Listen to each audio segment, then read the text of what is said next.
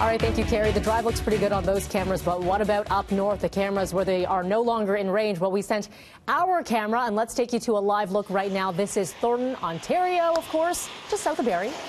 This is about -3 in that area right now, but yes, lots and lots of snow right now. They had a light dusting of snow earlier this morning, but you can see the accumulation, and you can still see the snow coming down.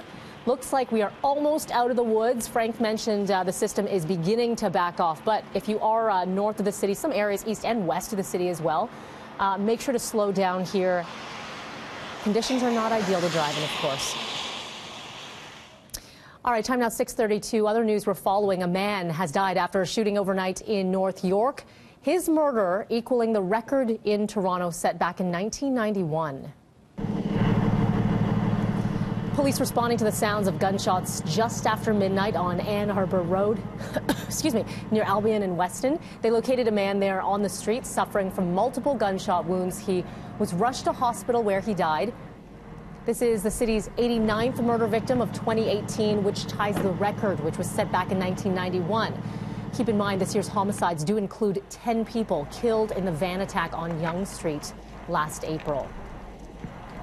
Now we're going to take you back to a live look at the scene of this morning's homicide. So far, no arrest made here, no descriptions of any suspects. It's believed the victim in his 20s. Police have not released exact age or name. They are still investigating. This roadway still closed off.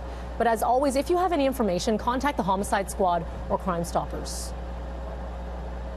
Another story we're following. If you are flying out this morning out of Pearson Airport, check ahead your flight status, but even leave early because Pearson Airport are having some issues with their check-ins because of an IT upgrade.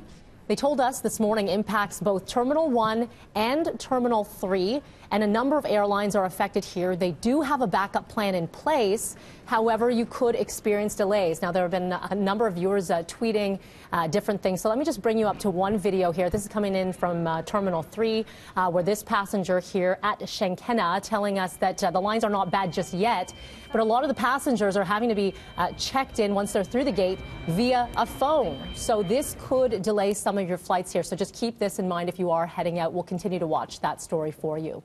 Well, the Olympic flame has been put out in Calgary. Voters there saying they do not want to host the 2026 Winter Games. Calgary's voted no! Calgary's voted no! The no side won yesterday's plebiscite with a 56% of the vote. Calgary did host the games back in '88, but it seems there's no desire to host the games 8 years from now. Many on the no side say it is not worth what taxpayers would need to shell out, and it seems Calgary Council will vote to kill the prospect of the bid on Monday. I think it's a big enough margin for sure, and I think Council is going to honor that margin. I think the other governments are going to honor the no vote. I'm not going to give up on selling this city. I'm committed to it, and I firmly believe that we have to work harder on it. A lot of folks have said that this has been a divisive conversation for Calgary, and I got to tell you, I reject that thinking.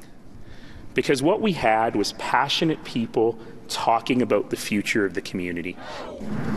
Estimated cost of hosting the games north of $5 billion. The eventual winning bid will be announced in June.